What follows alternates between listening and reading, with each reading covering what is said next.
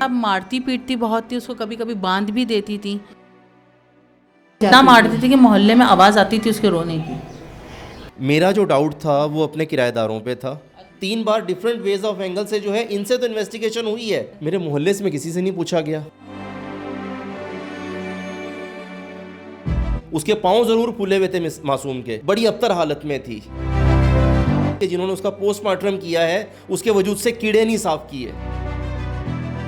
मुझे 12 जुलाई को आने वाली कॉल पे 18 दिन के बाद कहा जाता है 30 जुलाई को कि जी हमें घोटकी जाना है, हमारे लिए व्हीकल अरेंज करें।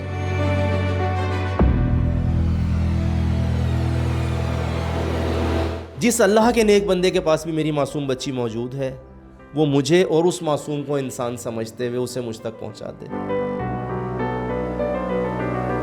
अस्सलाम वालेकुम नाज़रीन, इस वक्त मैं सवेरा जो कि 10 साल की है और उसको आज खोए हुए 90 से 94 दिन गुजर चुके हैं। 20 मई को वो घर से गायब हुई थी और अब तक नहीं मिल सकी है। मैं उसके घर के बाहर मौजूद हूँ। आइए उनके वालिदैन से बात करते हैं कि पुलिस की जानिब से क्या पेशरफ्त अब तक सामने आई है। तो चलिए मेरे साथ। 4:30 बजे मैं उठी हूँ, नमाज़ पढ़ने लगी तो मैं नमाज में ही थी कि वो मेरे पर्स से पैसे निकाल के चली गई। चीज़ लेने ही गई होगी। आपसे पूछा नहीं था उन्होंने जाने से पहले? मुझसे पूछा नहीं था। ठीक है। तो जैसे मैंने नमाज़ पढ़ी, बड़ा बच्चा पीछे गया है कि मैं देखूं बहन कहाँ है। तो जैसे मैंने नमाज़ पढ़ी तो इन्होंने कहा कि मम्मा सवेरा कहाँ है, सवेरा बाहर गई है। मैंने कहा बेटा जाओ जाके देखो कहाँ है। तो उसी वक्त मैंने इत्तला शौहर को दी। 4:45 हो गए होंगे। मैंने इनको इत्तला दी कि सवेरा बाहर गई है, क्योंकि हम बच्चों को बाहर निकलने नहीं देते। माहौल की हालात की वजह से हम नहीं निकलने देते बच्चों को बाहर। तो वो गई तो मुझे उसी वक्त वो हुआ। बच्चा भी देख के आया, ढूंढ के आया है। मैंने अपने हस्बैंड को भी इत्तला दी कि सवेरा बाहर गई है। फिर 1-2 दफ़ा और भी इत्तला दी कि अभी तक आई नहीं है सवेरा। बाद में मैंने देखा तो पर्स में पैसे नहीं थे। कितने पैसे नहीं थे? पैसे मैम, पैसे तो ज़्यादा भी गायब थे। 24,000 एक थे और 100-200 और थे बस। तो 24,000 गायब थे। वो जो बच्चा पीछे गया है तो उसे मिले हैं, उसके हाथ से गिर गए और बच्चे को मिले हैं वो पैसे, तो वो ले आया था। बाकी 100-200 वो लेके वो इसके सामने ये कहता है कि गली में उतर गई नीचे। ये पैसे देने आ गया मुझे वापस। गलती बस ये हुई कि पैसे देने आ गया नीचे, तो वो जो खुले पैसे उसके पास थे, 100 थे, 200 थे, वो लेके वो निकली है। शायद वो डर था उसे कि पैसे लेके भी निकली थी। फिर वो शरारत चुकी थी वो भी थी, शायद यही वजह बन गई। बहरहाल आप तो माँ हैं, माँ तो काम करवा सकती है, लेकिन वो बहुत छोटी बच्ची थी। मेरे ख्याल में उसकी वो इतनी एज नहीं थी कि वो कपड़े धो सके। अच्छा मुझे ये बताइए कि आप उनकी सगी माँ हैं या सुतेली माँ हैं? सुतेली।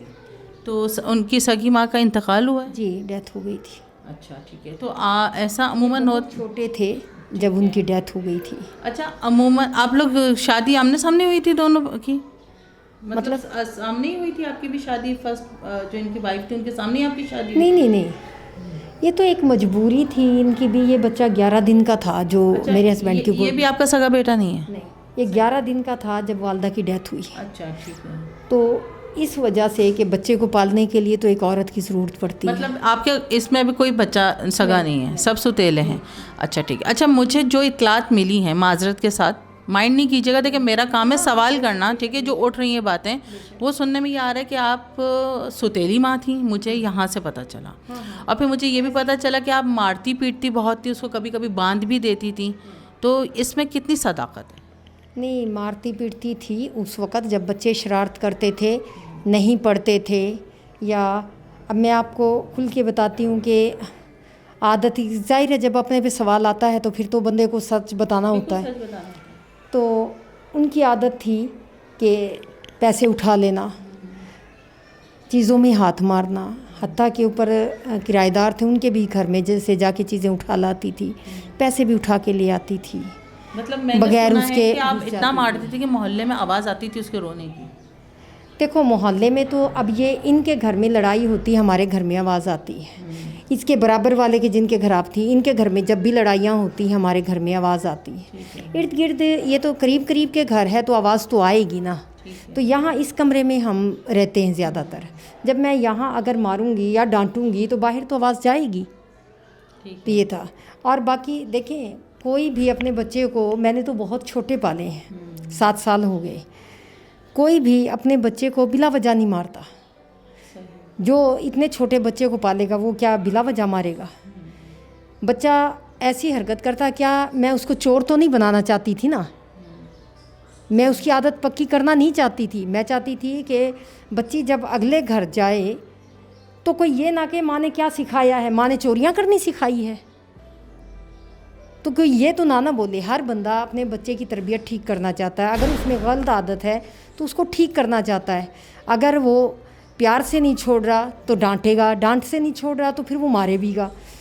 हमने गलत हरकतें तो नहीं सिखानी। आपके भी बच्चे होंगे, क्या आप गलत हरकत सिखाना पसंद करेंगी?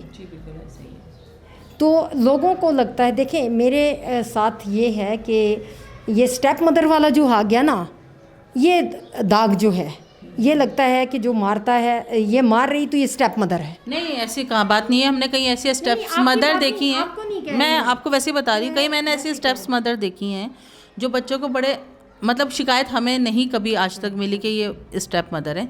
मैं सिर्फ आपसे बात क्लियर कर रही हूँ, जो मुझे सुना वो मैंने क्लियर किया आपसे। आपकी बात ही नहीं कह रही, मैं मोहल्ले वालों की बात कह रही हूँ कि ये बात आ गई ना कि स्टेप मदर है, अपनी माँ मारती है। मैंने ये मोहल्ले में सबके घर में लड़ाई और मारपीट हो रही, इसमें भी मारपीट है, इनके भी मारपीट बहुत होती है, सामने वालों की भी होती है। तो उनका ये है कि जो बांध देने वाला स्टेप मैंने जो सुना वो तो सगी माँ भी नहीं बांधती ना, मारपीट तो चला हम समझते करते। बांधने वाला ये नहीं, कोई भी बांधने वाला नहीं है, मारने वाला है। देखिए मैंने सही वो आपको बताया कि मैं जब पढ़ाती हूँ बच्चे नहीं वो करते, मुझे मारना भी पड़ता है, मैं याद भी करवाती हूँ, स्कूल भी भेजती हूँ। मुझे अगर वो चोरी करती हैं तो मुझे उस पर भी एक्शन लेना पड़ता है। मुझे स्कूल से जब कहा जाता है कि आपके बच्चे ये करें तो क्या मैं बच्चों को मना नहीं कर सकती? कर सकती है, मना करूँगी, बच्चे नहीं बाज आएंगे तो मुझे मारना भी पड़ेगा, डांटना भी पड़ेगा। ये तो कोई इतनी बड़ी बात नहीं है। अगर मुझे उसको बच्ची को के साथ कुछ करना होता या भगाना होता या कुछ भी, तो मैं छोटी को, जब मैं कर रही थी उनका काम, जब उन बच्चों का सारा काम छोटे छोटों को संभाला तो मैं कर रही थी ना, खाना खिलाना, कपड़े धोना, सारा इनका मैं सिलाई करना मैं कर रही थी, तो मैं उस वक्त करती। अब तो वो मेरा सहारा बन गई थी।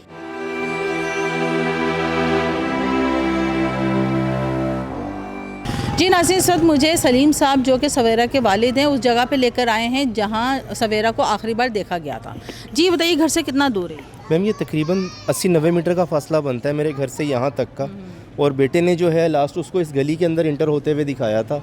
उसके बाद नहीं पता चल पाया कि वो मासूम कहाँ गई, और ना ही कहीं पुलिस के एंड से, इन्वेस्टिगेशन ऑफिसर के एंड से जो है ना इस बारे में ये तसल्ली की गई है कि आगे उस मासूम के साथ क्या मामला तो रहा। आपको क्या लगता है कि पुलिस कब काम करती है? मैम पुलिस को तो पुशिंग चाहिए। अब वो पुशिंग मुझ जैसे गरीब से हो कि मैं उसको माली तौर पे मुआवनत करूं। अब अगर मैं इस पोजीशन में नहीं हूं तो फिर मैं उनको नाम दूं, तो उन्होंने खुद से कुछ नहीं देखना। तो मैं भाई हर जगह जो है पुशिंग नहीं चलती है। इधर पुलिस जो है, गवर्नमेंट आपको पैसा देती है आपके काम करने का, तो खुदारा हर जगह से पुशिंग मत लें। जो गरीब लोग हैं उनके अच्छे से इन्वेस्टिगेशन करें। अभी 90 से 94 दिन गुजर चुके हैं, पुलिस जो है वो हाथ पे हाथ रख के बैठी है, ना जाने क्यों, जबकि इन्होंने इन्वेस्टिगेशन चेंज करने के लिए भी जो है अपील कर रखी है। उस पर भी अभी तक कोई जो है पुलिस वालों के कान में जूं तक नहीं रेंगी है। तो क्या इसी तरह हमारे माशरे में बच्चे गायब होते रहेंगे और पुलिस हाथ पे हाथ रख के बैठी रहेगी? अभी मज़ीद और आप क्या कहना चाहेंगे? मेरी रिक्वेस्ट सिर्फ ये है कि ये लोग अपना वो काम करें जिसकी ये लोग सैलरी देते हैं, जिसके लिए बाकायदा तौर पे बजट्स अनाउंस होते हैं, और जो मराहत इन्हें ऑलरेडी मिली हुई हैं। मैं इनसे कुछ ख़ास नहीं चाह रहा, सिर्फ अपनी उस मासूम बच्ची की बाजियाबी चाहता हूँ जिसको आज 93-94 डेज़ हो चुके हैं। और इन दिनों के अंदर हमारे आईओ साहब मोहतरम मुझे सिर्फ ये बता दें कि उनकी प्रोग्रेस क्या है, वो ये तक मुझे क्लियर नहीं कर पा रहे।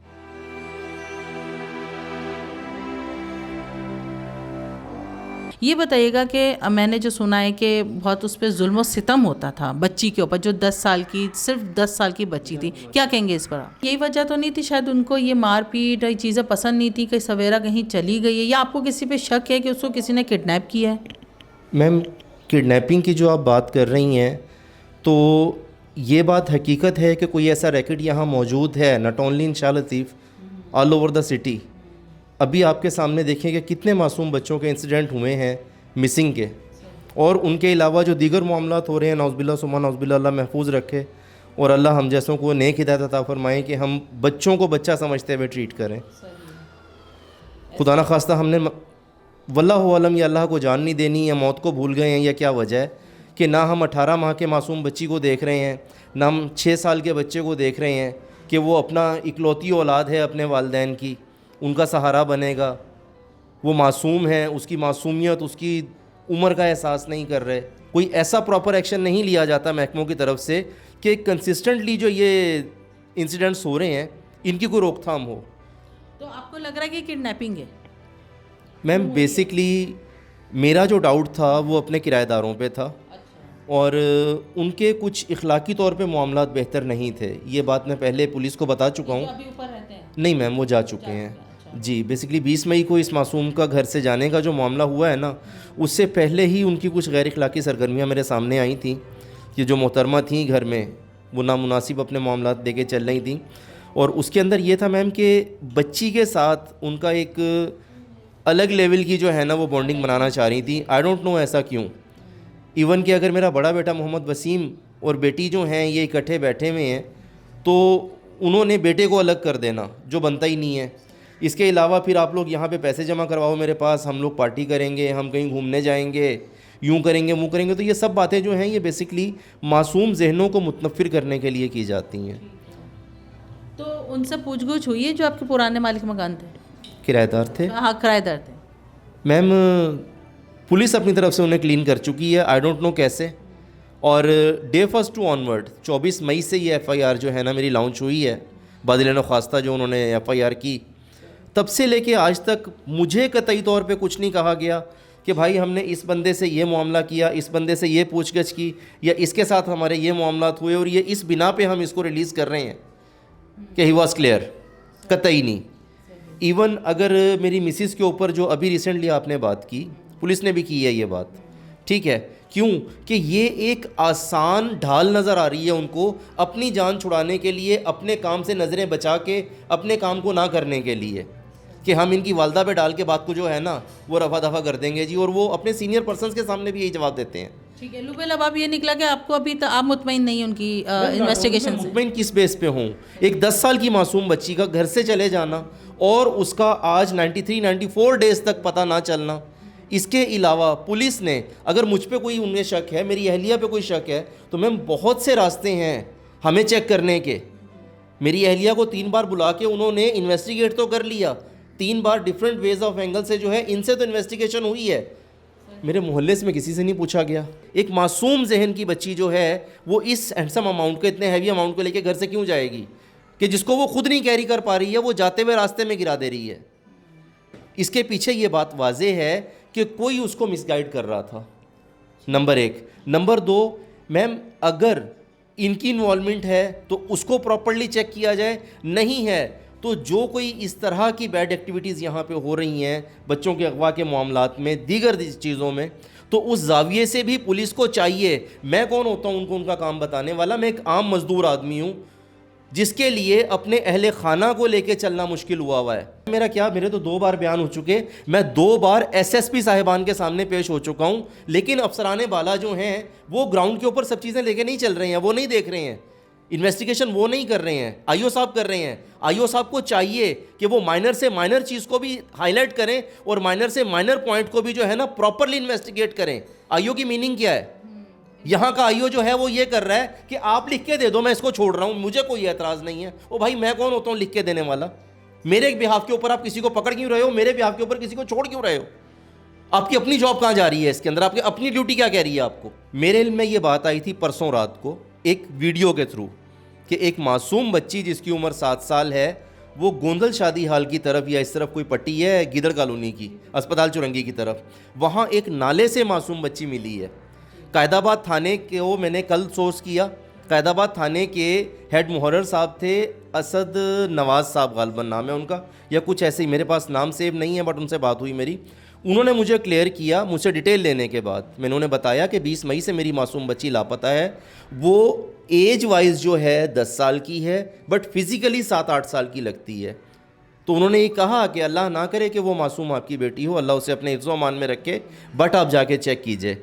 उन्होंने मुझे बताया, मेरे पूछने पे, मुझ तक किसी को कोई इतला नहीं आई, मेरे पूछने पे मुझे बताया गया कि वो मासूम बच्ची जो है वो जिना हॉस्पिटल शिफ्ट हुई यहाँ से, उन्होंने पोस्टमार्टम किया, पोस्टमार्टम के बाद उसके डीएनए सैंपल लिए और उसको छिपा के हवाले कर दिया। आपका डीएनए सैंपल लिया है? मेरा किसी ने नहीं लिया अब तक मैम।